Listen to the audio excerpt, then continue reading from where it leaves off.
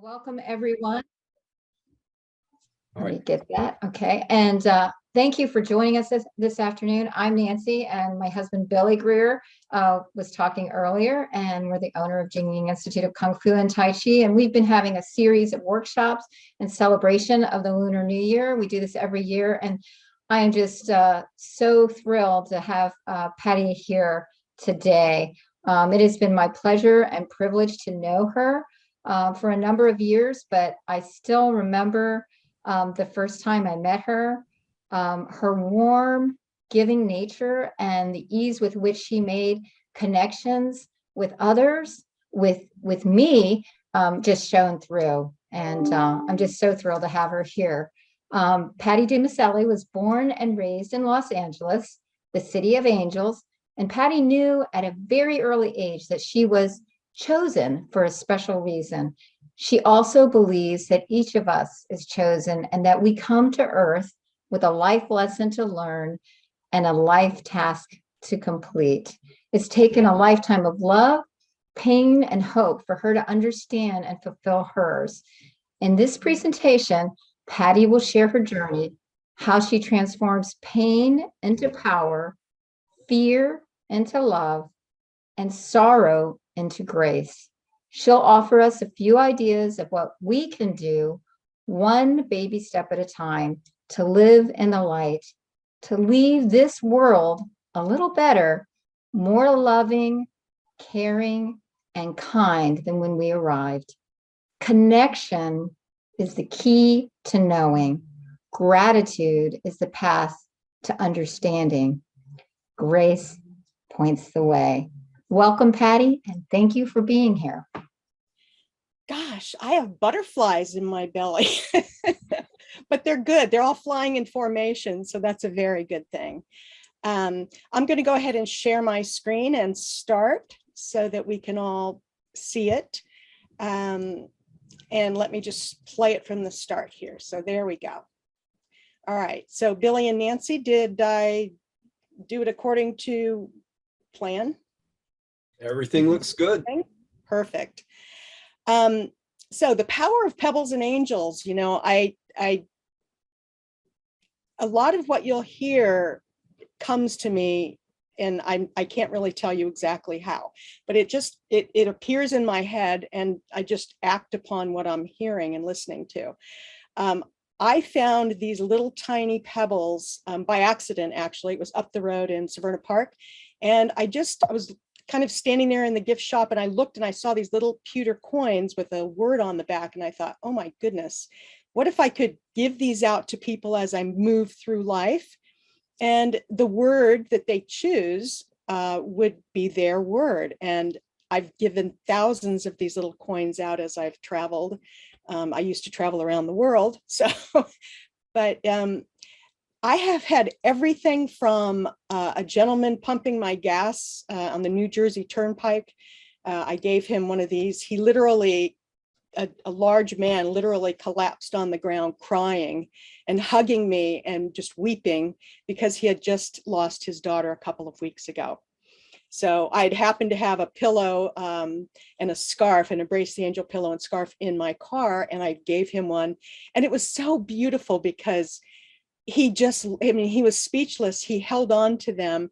And as I drove up the turnpike out of the gas station, I looked in my rearview mirror, and he was just beyond joy and sharing it with his coworkers there at the gas station. And I just realized that I was channeling the power from the other side. And it's very energizing for me. I know that I'm a human being, like very, very human. And I also know that I have the power to elevate others. So that's how this all began. So yeah, angels. Now, I'm 68 and about a half, and it's taken me a very, very, very long time to figure this out, to actually admit to myself and say it out loud. I'm an angel. I always had that feeling, but I was afraid to admit it because, you know, I grew up in a very abusive environment. And my parents would say, who do you think you are? That kind of a thing. So those words would come into my head whenever it would bubble up.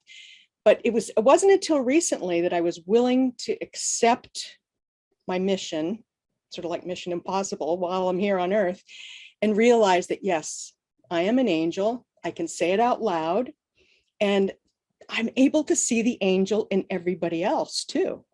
So that's a beautiful thing. And I do see the angels here on the screen, and I know that you guys are all there too. So I'm an angel cloaked in a human body. When I really started digging into my history and realized, oh, wait, I gave birth to an angel. I knew Amber was an angel. I wrote a book called Embrace the Angel. I actually typed it.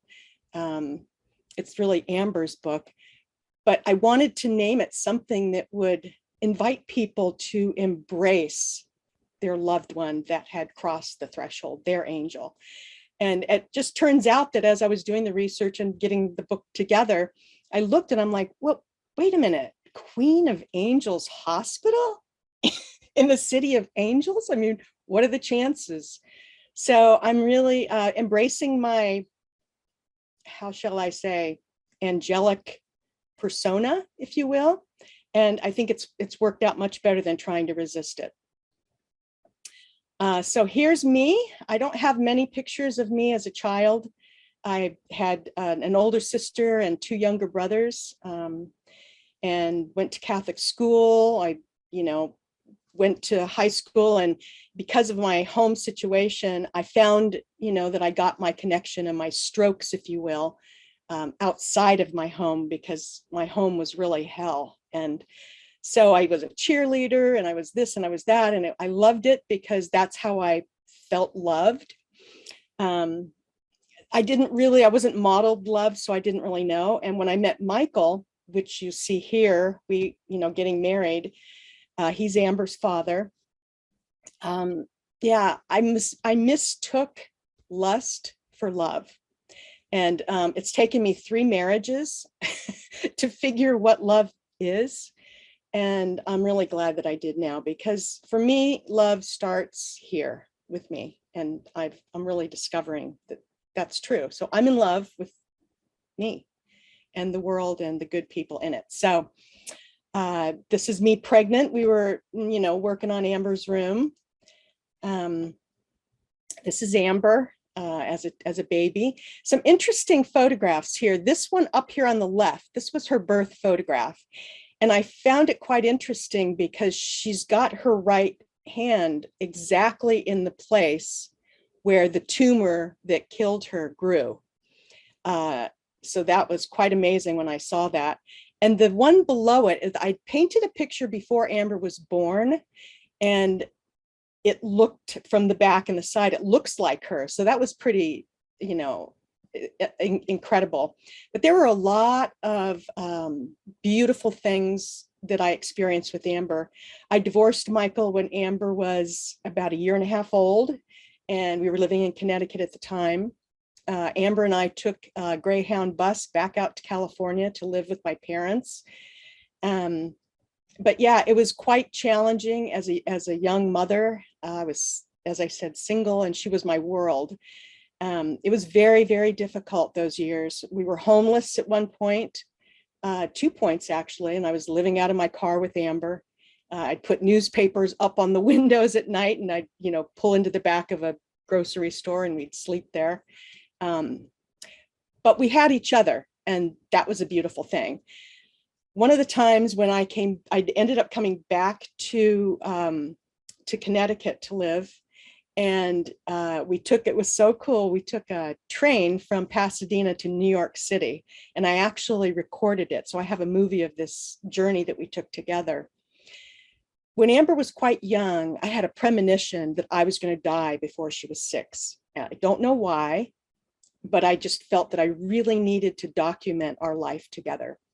And so I took, as best I could, I took movies. I have 8mm movies that I've digitized, and I kept every scrap of things she ever did. I wanted her to know me.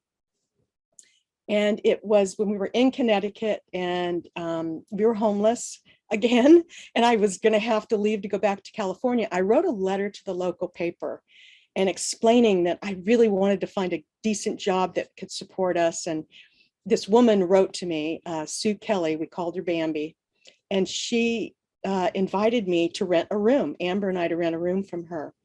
And we did. It was $25 a week. It was in Milford, Connecticut.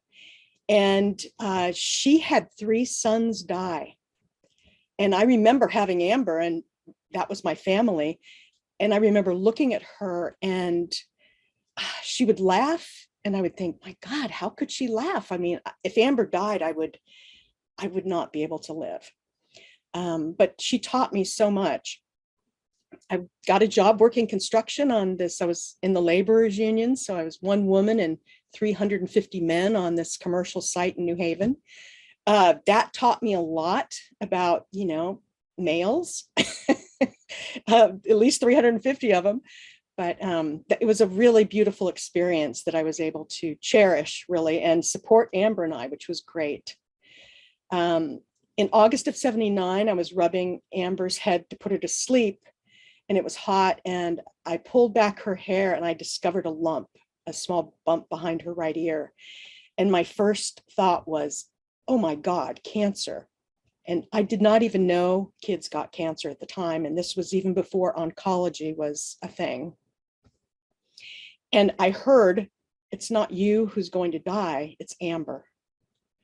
And I was like, oh my God, it just, and I had to not show my terror and just put her to sleep. But that started the journey to try to find a doctor, a surgeon in Connecticut that would solve the mystery of this bump behind her ear. So it took me several months. I went to 8 different doctors, and I tried to convince them that this was cancer. And they would look at me like, lots of kids get lots of lumps and bumps, and, like I'm just a mother. So they were saying, no, it's not cancer. And they didn't want to operate because they felt the risk from the anesthesia would be far greater than the possibility that it could be cancer. So she fell, she hit the lump on the edge of a fireplace, and it doubled in size. I had taken her to the emergency room, and they said, let's wait to see what happens. And 2 weeks later, she was in surgery. And the night before, they were saying it can't possibly be cancer. So, I had the tumor excised. They gave her radiation to her skull. That's why she lost her hair. And she had a few cancer cells in her spinal fluid. They did a spinal tap on her. So because of what had happened, I ended up thinking, they're saying to me when they're giving me this prognosis, Yale, New Haven, can't possibly, kill her. And I said, this is all there is, chemotherapy, surgery, and radiation. And they just said, yes, Mrs. Calistro, this is all there is. And I thought, oh my gosh, this was before personal computers. So I went to the newspaper when Amber was discharged, pleaded with them to put something out there that I could ask, is there any other therapies around the world? And the Associated Press picked up on it, and it went all over the world. And I started getting a lot of telegrams and letters and phone calls, and I documented everything. So I do have everything in storage. I ended up taking her to the Bahamas, Freeport, Bahamas, and gave her immunotherapy. So Dr. Lawrence Burton was one of the founders of an immunotherapy, but they wouldn't let him practice at St. Vincent's Hospital. And so he had to move to the Bahamas to do the immunotherapy at the time. We've come a long way since then, but this was back in 1980. So here's Amber, Dr. Burton gave her a mice because, she was kind of lonely. There weren't a lot of kids down there. And part of the therapy was I had to, what they call pulling blood. I had to pull her blood 3 times a day.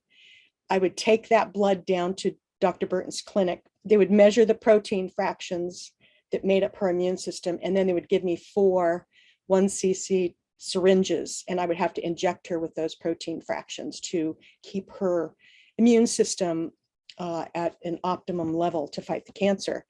And I do have photographs where, it's proof that this immunotherapy worked, because there was a metastasis that started to grow that flattened out completely. And so in order to get her used to the therapy, we let her take Gary's blood.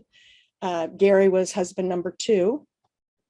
And it really did help. So that was in the Bahamas. And then when she got tonsillitis, her immune system could not keep up. And we ended up trying to find a surgeon back here to help us debulk the tumor, as they call it. And so here she is on the plane, and Dr. Bernie Siegel, because we were in the media, it was very difficult to find somebody to help us. It was very political. Cancer was very political at the time. So Bernie said, you know, I'll take Amber, I'll admit her to St. Raphael's, I'll treat her as my own and try to save her life. And he did. He admitted her, he tried to save her life. But in the end, I was standing in St. Raphael's gift shop while Amber was doing some testing, and I heard turn around, and I turned around and I saw this big rack of big gigantic keys, and I heard, give this to Amber and tell her it's the key to heaven, so that when she dies she can open the golden gates.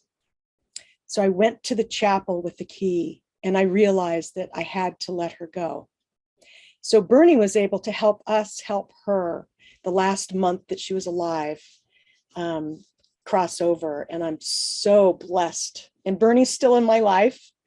I'm just so blessed that he was able to you know, do what he could to try to save her. So she died, excuse me, she died October 30th, 1980. She died on my 27th birthday. And before she died, she said so many incredible things. One of them was, she said, Mom, when I die, I'll still be Amber. I'll just be different. And so she told me what would happen when she died. She slipped into a coma shortly after midnight on my 27th birthday. And then she chose the clothes that she wanted to go to heaven in. We dressed her in her clothes. Gary was with me at the time, and brought her. She wanted to die at home. So we let her, you know, we brought her down to the sofa. And I have a recording of this. It's transcribed for her book. You can get a free ebook on our website, embracetheangel.com. And I'm saying, Amber, thank you so much for coming and showing me what love is. And, you know, you've got the best buns in town, and everything I wanted to say to her. And then I saw tears start to come down her face, and I wiped those tears away. And then a lot more tears started to come. And I realized that she wasn't afraid to die, but she was afraid to leave me behind. And so when I said the words, go now, Amber, be with God, Amber, she stopped breathing, and my body, physical body, started buzzing like I had sat on my foot, and that sense of physical vibration. And I literally felt her leave her body, merge with the light, with the divine, and pass right through me. So the moment of Amber's death was the miracle that I'd always asked God for. So I know now that there is a God, that God is real, that there is another side that we don't see with our eyes, that we see with our heart. And so I was gifted a miracle, and I knew that I was meant to share it with others who are grieving and suffering, and especially her words that we're just different when we die. So Amber's message came to me when I was writing the second edition of her book, Embrace the Angel. And it's basically hope. It's our children, our loved ones are with us, but different. And she always reminds me to keep my heart open and look for links in the real world. I'll show you some of those that have really intensified in my own life a little bit later. Heaven, Amber told me what heaven was like. She said, it's a big white house with lots of rooms, and you can eat anything you want. Cookies, candy, ice cream, and do anything you want. Because I was kind of strict mom. I didn't give her a lot of candy. So this was her heaven. And I also know that it is the realm beyond the one we see with our human eyes. It's not necessarily a place because it's part of infinity. And I also know that life and death, both of those are miracles. Our culture tends to think that when someone's born, it's like, oh my God, this is so beautiful, it's so wonderful. And I learned that is true, but Amber's death taught me that that crossing of the threshold is also an incredible miracle. So, yeah, and one of the things I've learned in my 68 years, and I'm just a student of life, but you know, when you feel chills, and you may even feel them during our time together today, like I just did. Chills or goosebumps are the other side, quote unquote, coming through our bodies, our physical bodies, to remind us that they're there. So this is the key to heaven that Amber was holding, and I actually have that key next to me now. That it's just a gentle reminder that yes, we're connected. This is my physical reminder, and I'll show you how I transformed that concept that Amber taught me into something that could help others. So I'd like to pause here and see if there's anybody that would like to bring something up, any ideas or questions or thoughts or dreams or beliefs about angels. So let's see here. If Billy and Nancy sees anybody raising their hand or something in the chat. And should I stop sharing my screen right now? And so are Billy and Nancy here? I do see one comment someone made, just an observation, that they like that when you began speaking directly, precisely at 1:11 p.m. Oh, come on. No way. Seriously? Oh, boy, oh boy, oh boy, oh boy. I always shake my head in disbelief, but I know that it's true. So miracles are just constantly around me. Wow. Well, thank you. Thank you so much. And this isn't a deep question, but Dr. Siegel, did he write a book? Was it something about love, laughter? Yeah. He was a big name there. Yeah, he's written several. He wrote Peace, Love, and Miracles and Healing. I mean, he's written, I don't know, 5 or 6 or 7 books. I was actually in one of his books. He asked me to write a story. I don't have it on here, but he used spontaneous drawing, Susan Bach's spontaneous drawing, where you hand somebody, especially those that are dying, a blank piece of paper in 8 colors, 8 crayons or markers, ask them to draw a picture. And Amber drew a picture of herself, or that was actually the girl next door that was crying in the hospital, but multicolored orbs around it, meaning she had a lot of emotion and feeling. But she wrote her name in green, that she saw herself as healthy. So Bernie actually used Amber's drawing in his lectures that he did around the world. So yeah, I'm so blessed. So if nobody else has questions, we can keep on going, because I know that time is precious and I honor yours. So here's Annie. I used to call her Annie Banani. And I was saying to Billy and Nancy earlier that she was a very stoic dog, but she really, really, really taught me about the true meaning of love. My last marriage was quite abusive, and if it wasn't for Annie, I would not be speaking with you today. So I just am so honored and blessed to have Annie for those 15 years. I'm an end-of-life doula, and I specialize in pet loss. And there was a beautiful, beautiful way when Annie died. I worked with Lap of Love, Dr. Rachel here in Annapolis.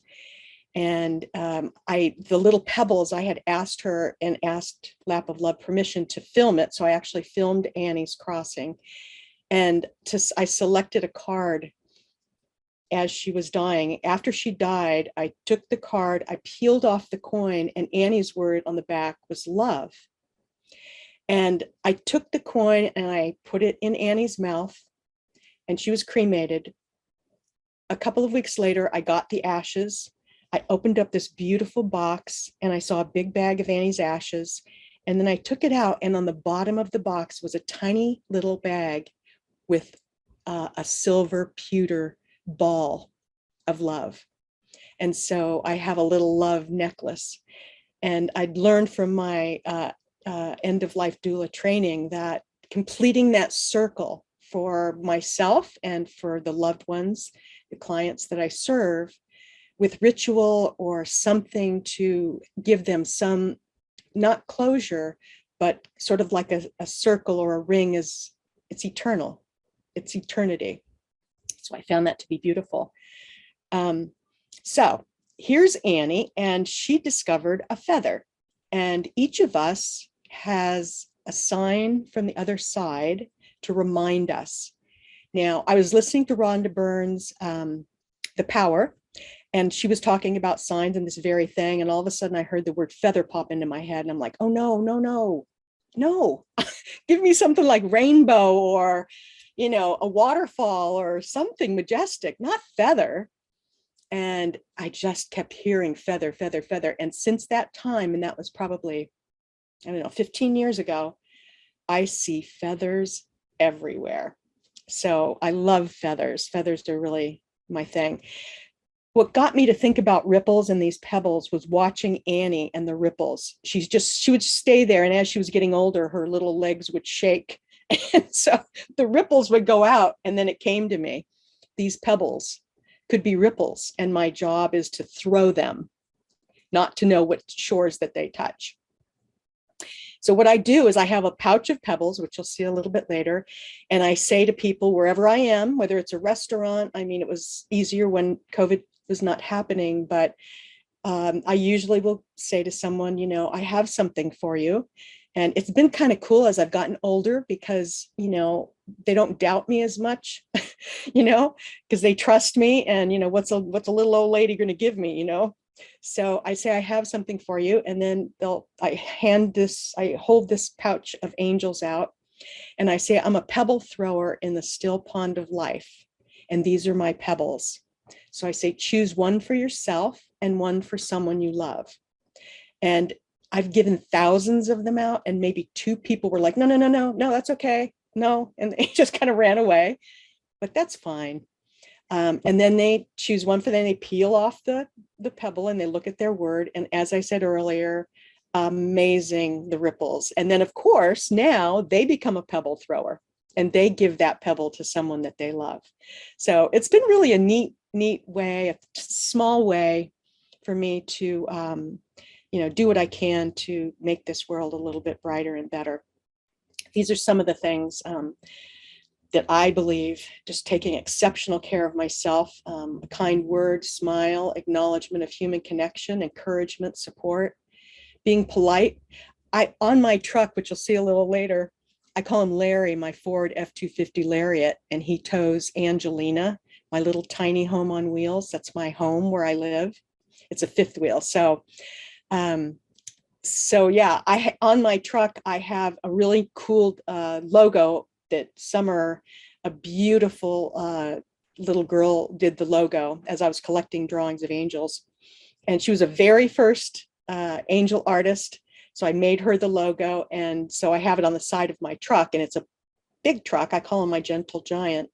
And it's really cool because like people let me in, you know, for traffic, and they, you know, they'll stop and they'll let me go. And I have to be uber polite. You know, I can't cut people off with Embrace the Angel on the back of my truck. So it's been a good thing.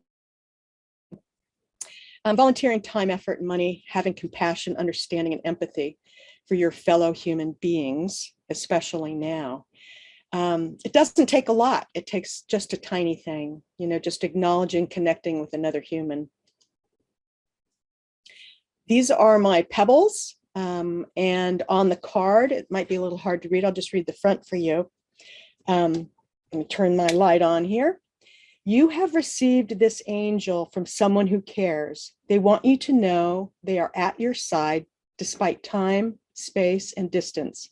Just as you hold this angel in your hands, they are touching your heart, sending tenderness and comfort, and holding you in a warm embrace.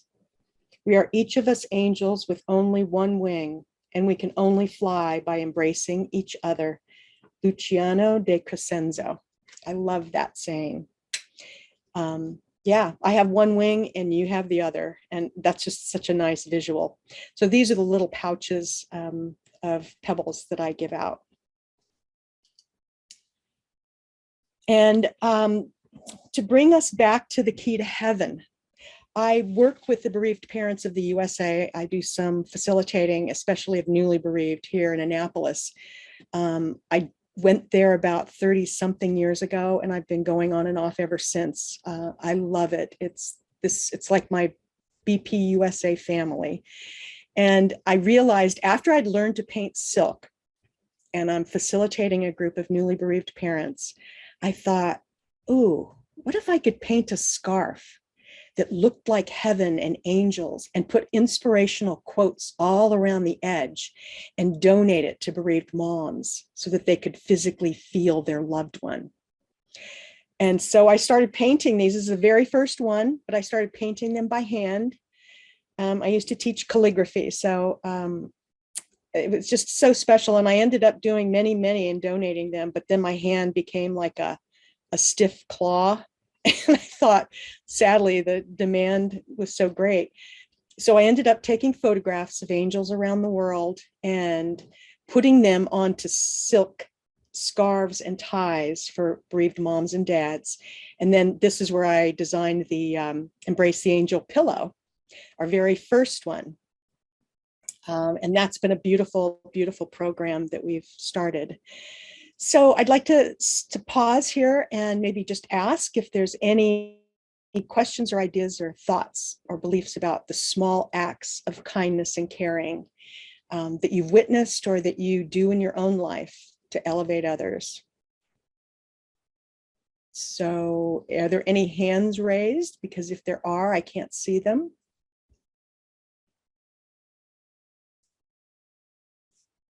Nope.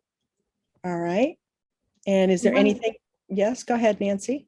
I was just thinking that in particular in times of grief, I think sometimes it can be really challenging for people to know how to be there for someone.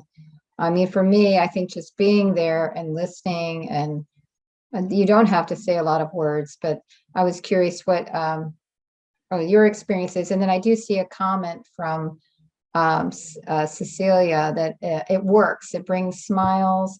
Oops, it just went off screen. It brings smiles and sometimes tears. Yeah, gosh, I couldn't believe how I stumbled upon David Kessler many years ago with Elizabeth Kubler-Ross. And I attended one of Elizabeth's workshops. Gosh, many years ago. It was shortly after Amber died in Wappingers Falls. And so I was able to spend some time with her, and she actually wrote a review of Amber's book. And so she wrote 2 books with David. David was one of her colleagues and partners. They wrote 2 books together, and Elizabeth had 5 stages of grief, not meant to be unilateral, but 5 stages. And David always found that acceptance was unacceptable for him. So he came up with the 6th stage of grief, finding meaning. And that book is absolutely incredible. Some of my beloved Circle of Angels in the Grief Educators group. I host a Zoom on Tuesdays, and then there's a Grief Educator Connect, and we also have a clubhouse. And we're all like supportive, and we encourage each other. We learn from each other. And yeah, it's been a beautiful thing. So there, a couple of our group certified grief educators are writing a study guide for David's book, but I highly recommend that book. And he taught us a lot about grieving. He has grief.com, which actually has a ton of resources, even a video about what to say and what not to say to folks that are grieving.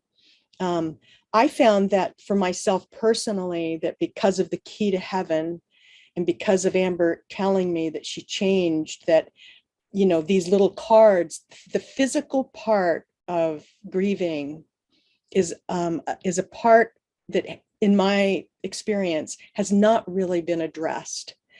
And frankly, most of us here, if I dare to say all of us, have experienced someone die.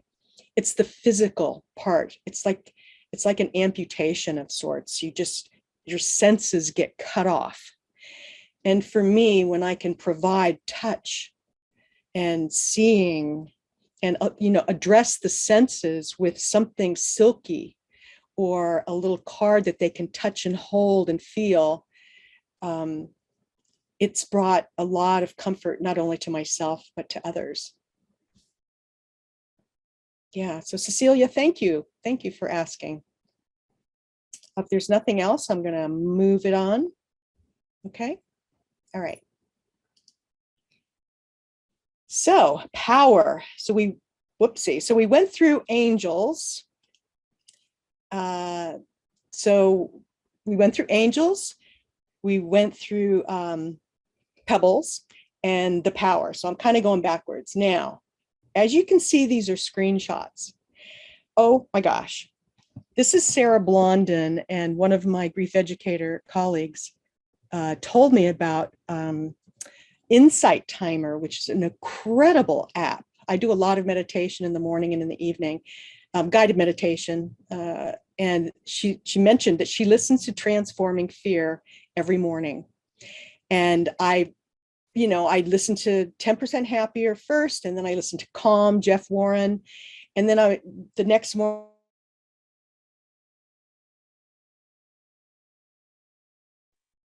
that thing that Laura got up, and I usually meditate in bed.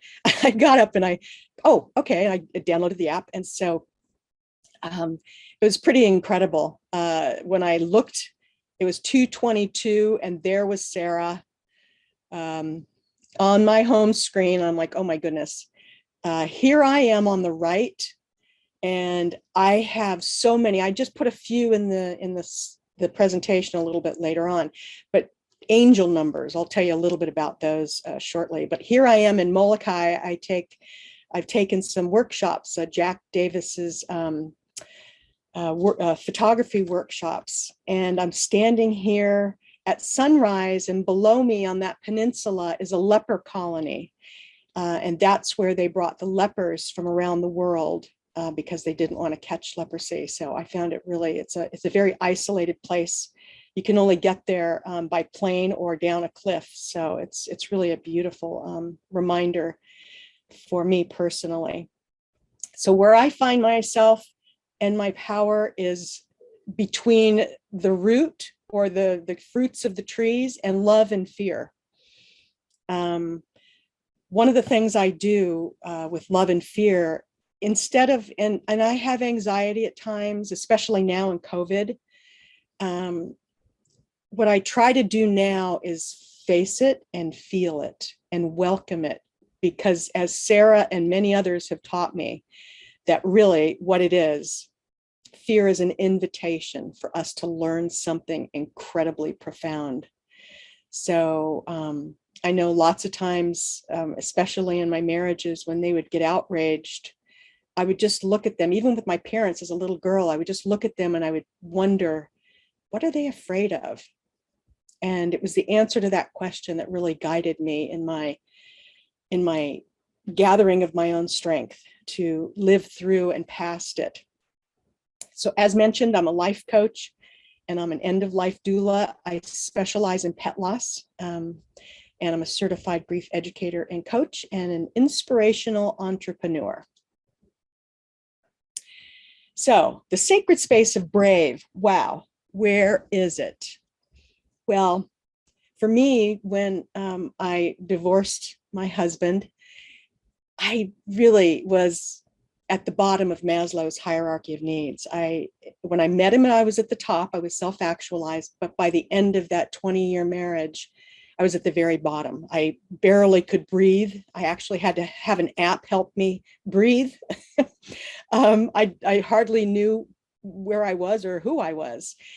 And so in the last 3 or 4 years, I've just been healing and growing and changing and rediscovering myself. So I bought Angelina in 2019 and took delivery of her that April. And Rita and Larry, I was a professional organizer, so it was really cool.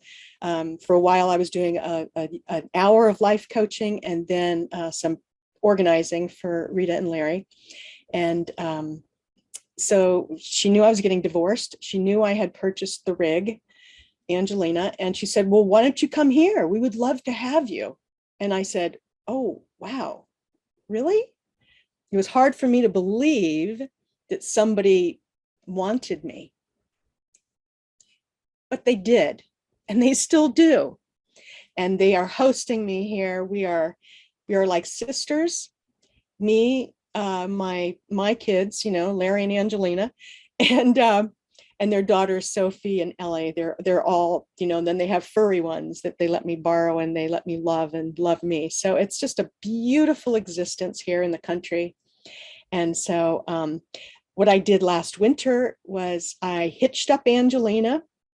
And as I said, I have a circle of angels, a beloved circle of angels. So I do nothing alone.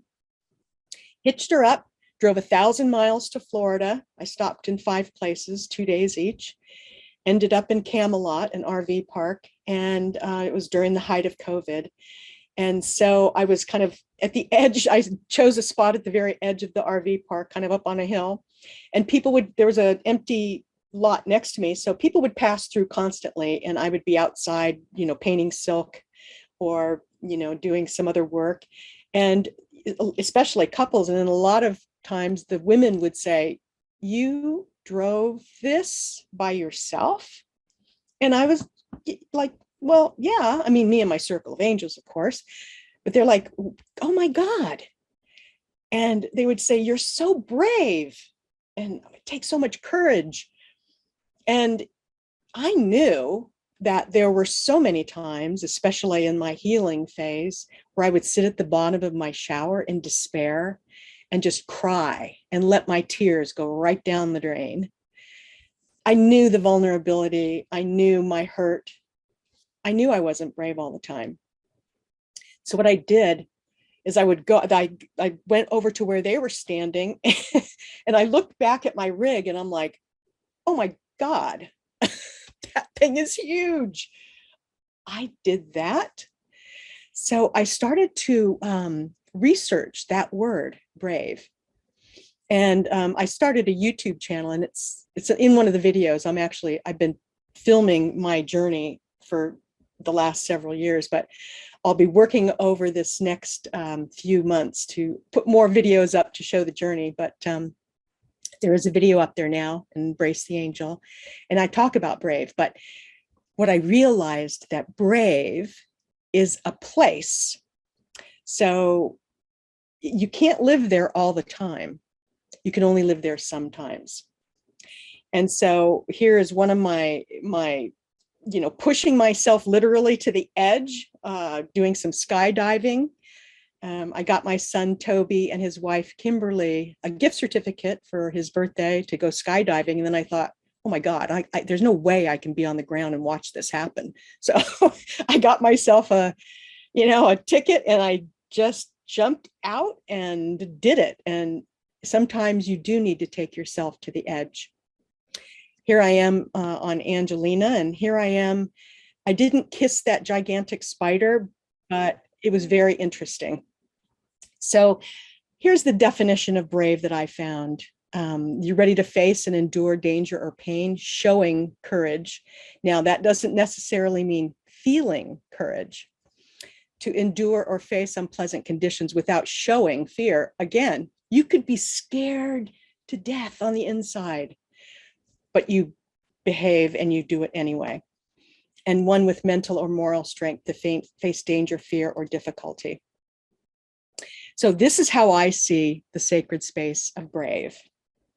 It's somewhere between, you're standing in the middle of the teeter-totter, it's a place of balance, and on one end is, oh my God, and on the other is holy guacamole. Things happen in life. And it's in that sacred space in the middle where brave exists. So how do I find brave? So I listen to the universe with curiosity, tenderness, and an open, loving heart. I accept my life task with grace, practicing daily self-care, reflection, learning, connecting, and creating. And by the way, each one of us is born an artist.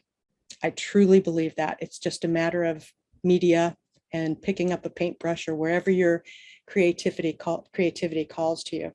So knowing I always have a choice between the light and the dark. So it's the space between what happens to us and how we react.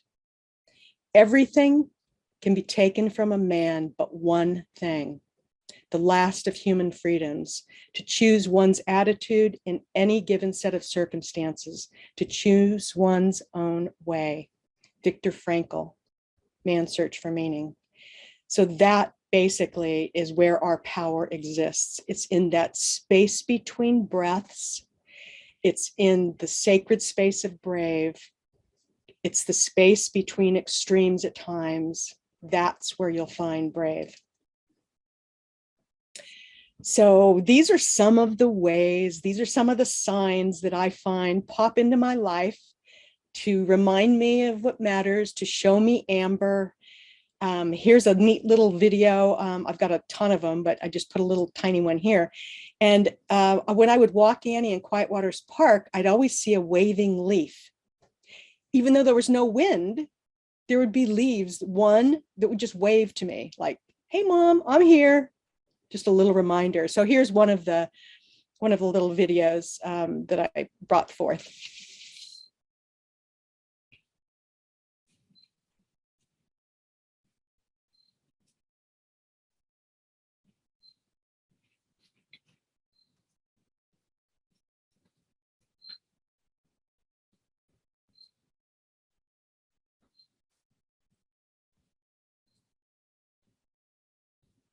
What do you think, Annie? You like fall? Annie?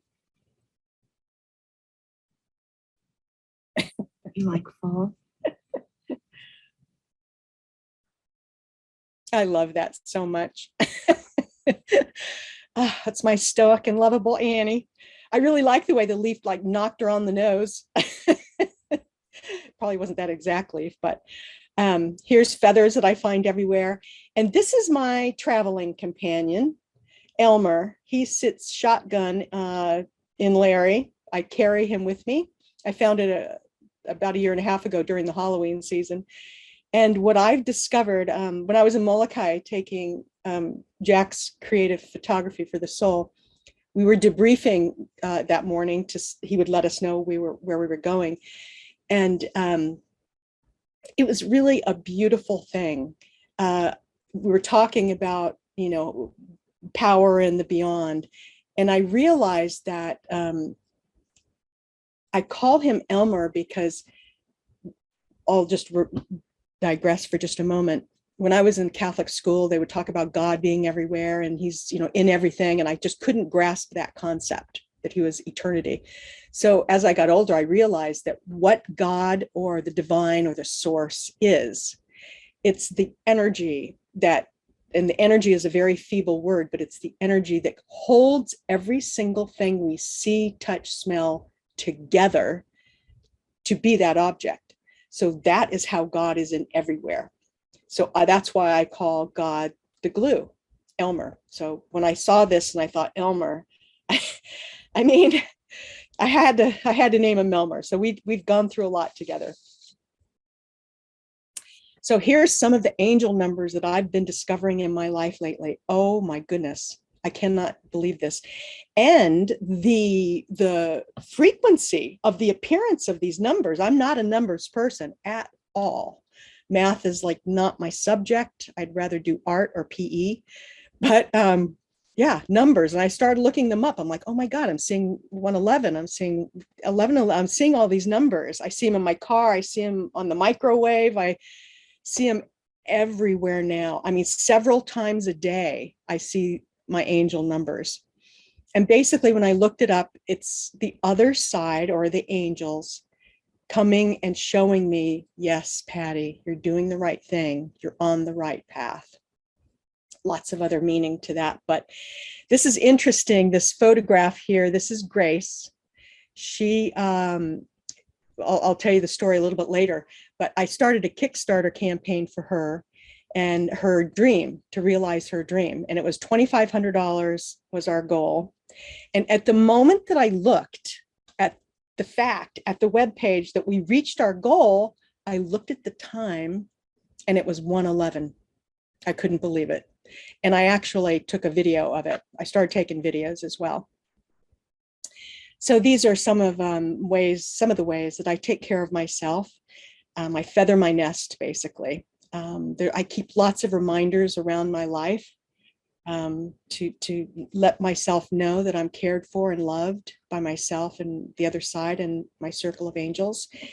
I do have a hope and healing pocket guide that I did hand out in the little angel bags, the little goodie bags that are available at Jing Yang. If you can pick those up. It has a hope and healing pocket guide. And it's basically, and I'm going to put it on, I haven't done that yet, but I will put it on later this afternoon on the embracetheangel.com website. You can get a free PDF, but it basically gives you resources that have helped me heal and given me hope, and some of the books and apps and some of the other things that have been helpful for me. And then, of course, at night, I have my rituals.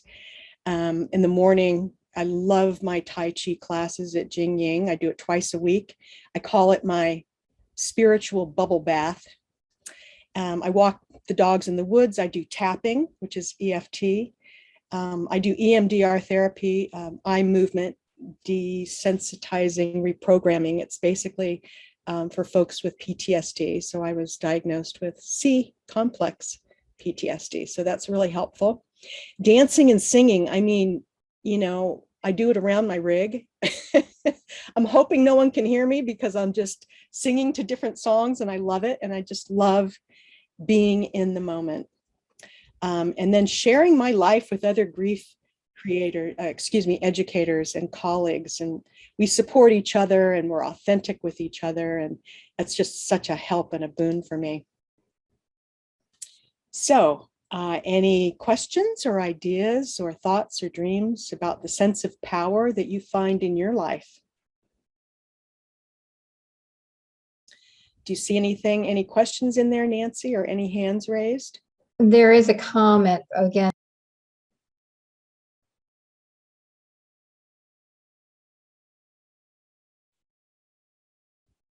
Oops, sorry, the Okay, audio. the screen is moving for me. So Cecilia also made another comment about the small gifts of like pebbles and other items to recognize another's grief, that we hold on to these like they are diamonds. Yes. Oh, what a beautiful thing to say, Cecilia. Wow. Yes. And how beautiful the metaphor, because think about how diamonds are made and all the beauty and facets of every diamond. That's extraordinary. Gosh, I wish I could give diamonds out. And Fran wanted to say thank you so much for sharing your story. And Judith said, what is your YouTube channel? Embrace the Angel on YouTube. And if you go to embracetheangel.com, that's basically the hub for all my angel work and the work of others too. I'm still, growing and building and shaping and refining it. But yeah, if you go to embracetheangel.com, you'll pretty much see everything there. But it's called Embrace the Angel on YouTube. Patty, this is Melissa. I just wanted to thank you for your story, number one, but I remember the day you shared and gave me my pebble. Oh. It was a time that, I was kind of in an uncertain place in my time, and I had just written my first book, and I was kind of afraid to share it with the world. And I remember you saying to me, tell me about you. And for the first time in my life, I said, well, I'm a writer. And I had never said that before to anyone. I would lead with, I'm a consultant, I'm a mother, I'm a this or I'm that. And then the pebble you gave to me had the word courage on it. So I just wanted to share with you the impact that you're having on other lives. And, the deep meaning, it wasn't a point of grief in my life, but it was a point of, walking forward with love. And you helped me with that. So I just wanted to share that story. So thank you. Gosh, thank you so much, Melissa. And by the way, I read your book in one sitting. I loved it. Tell me, I forgot the title though, but it was profound and powerful. What is the name of your book again? It's Peace, Purpose, and Passion. Yeah. And you have all of that. Oh, thank you. Yeah, it comes right through in your writing. I was just like, I was spellbound as I'm reading it. It was so beautiful. Thank you for sharing that with me, by the way. Very kind. Also, Michelle wanted to say your voice is very calming. Your journey and observations provide a sense of peace and hope. Oh, wow. Gosh, thank you. That was Michelle. Who said that, Nancy? Sorry. Michelle. Michelle. Thank you, sweetheart. And by the way, I've probably called a lot of you sweetheart, darling, angel, lots of different things, because I speak to myself that way. I often will say, I love you, darling, to myself. And I thought, well, if I speak that way to myself, why don't I say that to others? And so I do. Okay, I'm going to keep on going on. I know the time is over. It's just after 3 o'clock, and I will continue. But if anybody has to leave, please don't feel, obligated to stay if you need to go, because I did promise an hour. But I'm happy to finish and just conclude for everyone else. So I just wanted to make that invitation. Okay. So here's me. Here's what I'm doing today. Here's me and Larry and my gentle giant Larry and Angelina, my rig.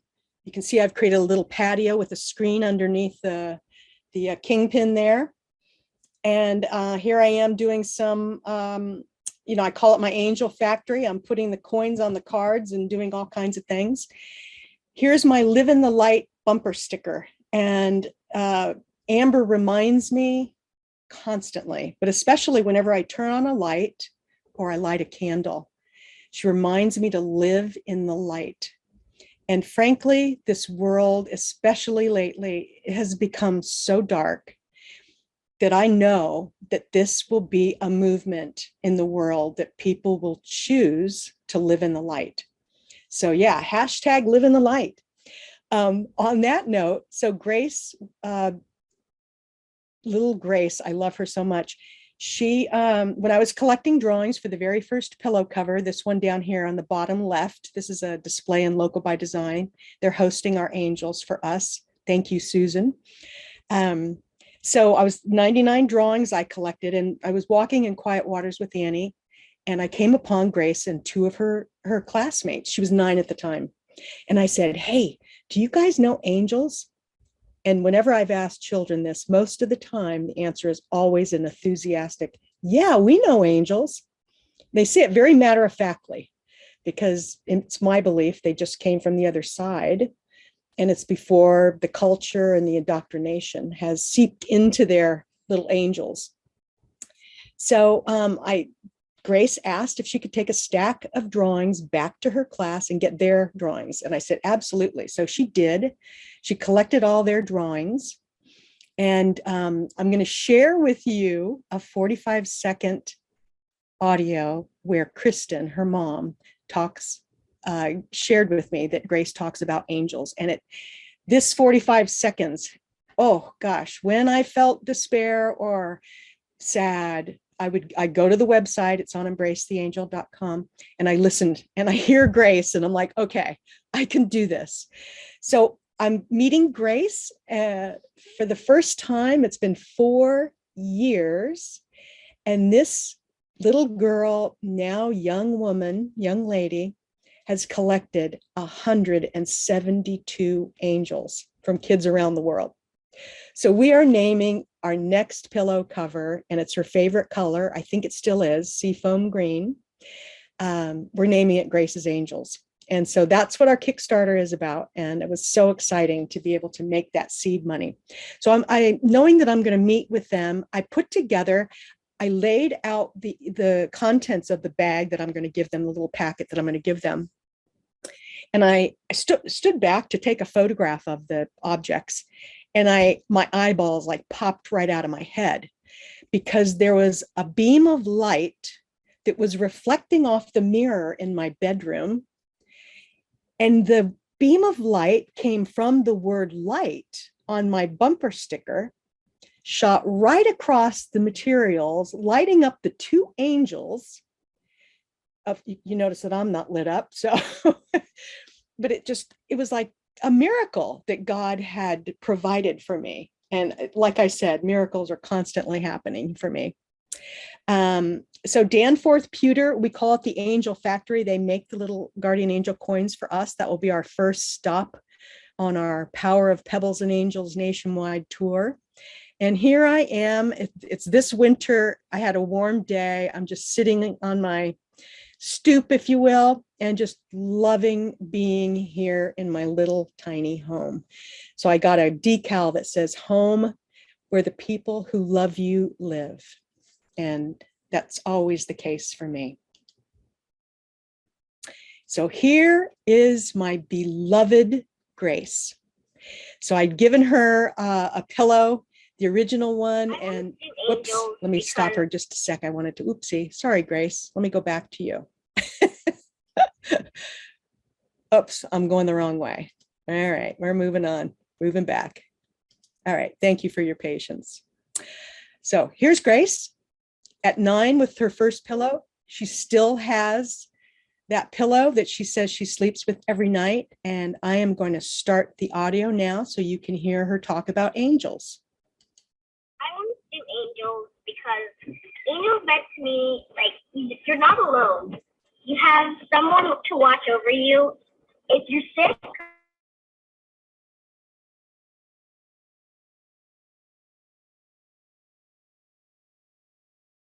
they're watching over you in heaven. Just means to me a lot. And all those sick kids out there, they'll have something to comfort them when they're like in their hospital bed or wherever they are. They'll something to hug and something to remind them of, you know, that somebody's always there. You're not alone. So now I want to collect 100 angels for sick kids around the world. Wow. So Grace was 9, just about to turn 10. She's now 14. This girl is like the epitome of determination and passion and purpose and power. I'm so inspired by Grace, and I'm excited to meet her tomorrow. So I'm so happy that I was able to introduce you to Grace. And what a name, huh? Grace. Thanks, Kristen. That was a beautiful name. So here's what I'm doing today. And there's some things that I have embracedtheangel.com.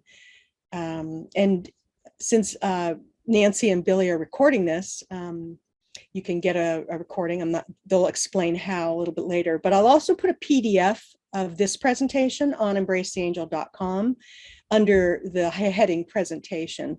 So I'm fairly certain that these links will be clickable. So Embrace the Angel is the giving back division of my company, Tobias and Company LLC, which is named after my son, Toby. And I also have our products. These are our collections. We have, you know, silk scarves and ties and pillow covers from, you know, Tuscany and Madeira and Annapolis. And that's how we support, by selling, you know, these different collections of greeting cards and such. That's how we support Grace and her angels, as well as Embrace the Angel and the Giving Back division. And I also have a Patreon account. And so we're going to get that up and running, and you can subscribe if you like. We're going to start doing some monthly meetings and some Zooms, and you get some gifts and things like that. And I'll be doing some private Patreon only videos as it comes up. I also have a GoFundMe, and that's basically just supporting our angel work. And then we have a Naval Academy collection the creatures, doors, and windows of the U.S. Naval Academy, and they're on NavyOnline.com. So here's what I'm doing now. And this was helpful for me because sometimes I feel like, Patty, what are you doing? Well, writing it all out really helped. So the power plus pebbles plus angels equals action. Baby steps to spread Amber's message of hope, heaven, and the miracle of life and death. So I hand out the guardian angel Pebbles, reaching out to the world via media. So TV, radio, print, bloggers, and podcasts, which is a tickler because I was on Felicia Barlow Clark's Funeral Disruptors podcast. So I have that on Embrace the Angel. If you'd like to see that, it was a great time to spend. She's on YouTube as well. But I just wanted to thank Felicia so much for being a part of that. She does celebrations of life, among many other things, for those that are grieving. She's a beautiful, beautiful angel here on earth. So I continue my light work, which is life coaching, end-of-life doula work, and grief educator coach. I'm just about to begin scanning my 172 angels and doing the artwork. I volunteered my time and effort for Grace and her angels. That's her dream of handing those out.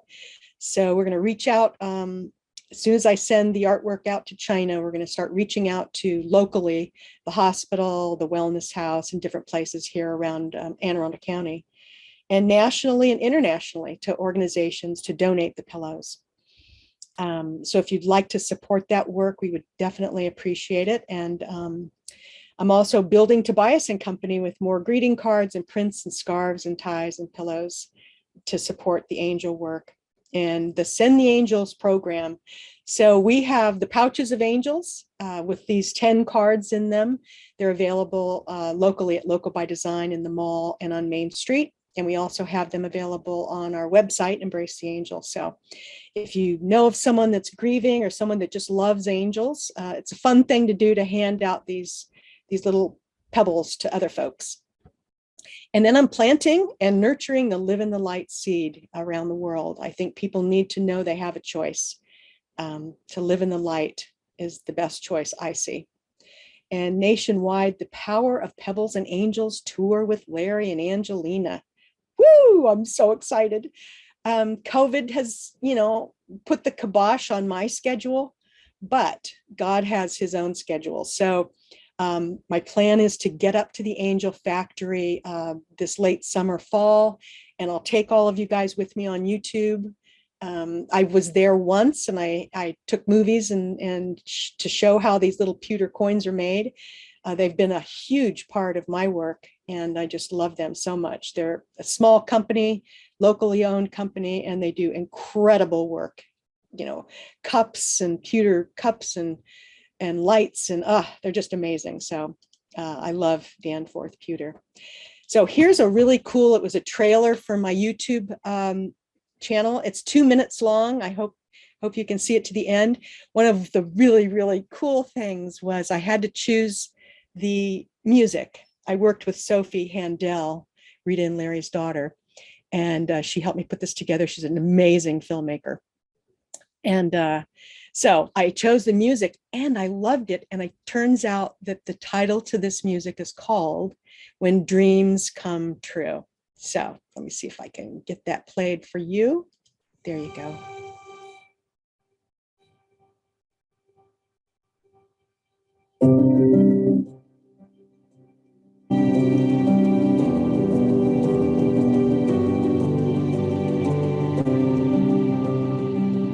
Welcome to Angelina, my new home, my tiny home on wheels. And I would love to share this next adventure with all of you. So come along, come right in. It feels so good to be home. And I love the feeling of planting roots on wheels. So this is an exciting adventure. My first time ever in a fifth wheel, though I've lived aboard for several years. It's similar, but it's more stable, if you will. And I'm about to launch a 1,000-mile journey towards the sun. And bringing you with me would make it even more special. So thank you for coming and thank you for joining me.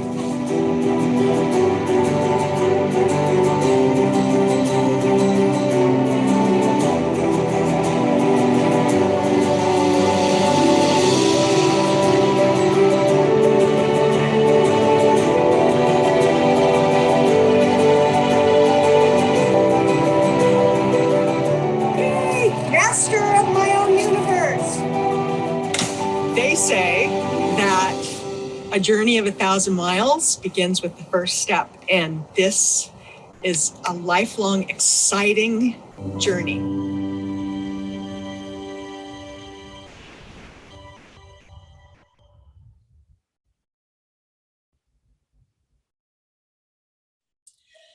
Wow, who's that? Oh my goodness, I can't even believe, whoopsie, we're going at it again. Let me go back. Let me see if I can get out of the loop here. Uh-oh. All right, let's see. Okay, yay, we're out. Okay, no, we're not. All right, moving on. Oh dear. Okay, here we go, yes. So this is part of my beloved circle of angels. This is me and Amber. It's my very favorite picture of me and Amber. I had just gotten her into modeling. She actually had the tumor here behind her right ear, the lump, as she called it. It's one of her modeling shots there. And here's my bulletin board as of a couple of days ago. There's Annie with her doggles. That was my Christmas card one year. And the Syphils and Rita and Larry and their two girls, and Susan and Z, and Toby and Kimberly, and Beth and Barbara, and Hallie, and oh my God, Angie and Tommy, and there's Summer. So yeah, it's beautiful to feel loved and to do my best to, give it out again. So, okay, well, this is the end. And I want to thank all of you for giving us all your time and the love that I feel from all of you, whether we've met or not. But I just want to thank you from the bottom of my heart for sharing Amber's story and shedding light on what really matters on Earth, and that is connecting from the heart with each other. So thank you all so much. Thank you so much. I have another comment from one of the viewers, Judy, and I think it reflects what a lot of us are feeling. And she said, "You're an inspiration," and thank you. Oh, thank you, Judy. Thank you so much. And Michelle, another Michelle that we both know, Patty and I both know, she said, "How beautiful." Thank you, Patty. Oh, thank you. Thank you so much. And did anybody else have any questions or comments that they wanted to make? You can unmute yourself. Do you want me to stop sharing, Billy? Yes, you can go ahead and take that down. Okay. And I'll put Judith that. Sorry. said, "Thank you for sharing Amber with us. Beautiful life." Thank you. Oh, wow. Now I put it on gallery mode. I can see everybody. I We wanted had to some share people who something. had to leave. Go ahead. I wanted to share something with Patty because I recently bought at the Local by Design your windows of the Naval Academy, because my dad is a graduate there and he used to always bring us on a tour, and that was his thing, was showing us his dorm room window. So he was thrilled to get that windows of the Naval Academy as a gift for his 90th birthday. That is so cool. Well, because of you, we are able to give out those pebbles and those scarves and ties and pillows. So thank you so very much. You're such a beautiful supporter, and I really appreciate you. Well, Patty has put together, she made a reference to it earlier, some of the Embrace the Angel bags just for the viewers. And so it's a little bag here that you can pick up at Jing Ying. It comes with a variety of items, including a couple of pebbles that you can share. And so anybody who pre-registered through us, and we have your email, and you can include that, you can put that also in the PDF. We can send you an email with a link to the recording. And then any other information we have from Patty, including how to get the PDF again. And you can check on our website, jingying.org. That's JINGYING.org. And we do have some other upcoming Chinese New Year events this week if you'd like to join us, and that would be a good opportunity to pick up the bags. Or you can check our website for our schedule of classes, and then you'll know when we'll be open. Or feel free to email us, info@jingying.org, and we'll get back with you if you have any questions about coming to the school. We've just been very, very fortunate over the years during these celebrations of the Lunar New Year to have wonderful people like Patty come and spend time with us and share all the gifts that they have to offer. And we've all benefited from that. And hope you can join us for some of our other events. And thank you so much for spending the Sunday afternoon together with us. And thank you so much, Patty. It's such a privilege to know you. Thank you. Thanks so much, everybody. And also people can save the chat if they would like. If you click on the three dots down at the bottom where you would write a chat, there's like, at least on my computer, there's three little dots that you click on those. And then you can see that you can, at the top it says save chat. Wonderful. Well, thanks again, you guys. I love your business. I love your business model. And I love your pure hearts. Thank you for serving us and the community. Well, Thank thank you. And thank you for sharing with us today. And thanks to everybody who's left. Thank you for coming. Judith, I think you were saying something, but you're muted. Yes, I just want to say thank you, Patty. It's such a delight for you to share your story, and Amber and you with us. It just hits so gently to my heart. It just kind of lands so gently with love. So thank you so much for that. You are so welcome, Judith. So I'd like to tell you that she is a certified grief educator. Thank you, Judith. Really appreciate that. Means a The lot. work you do is so important. All righty. Anybody else?